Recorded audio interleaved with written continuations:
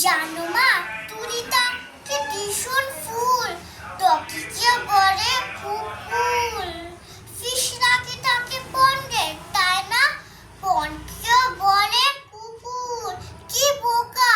ক্যাটকে বেলার বড়, আমবেলা নাকি ছাতা।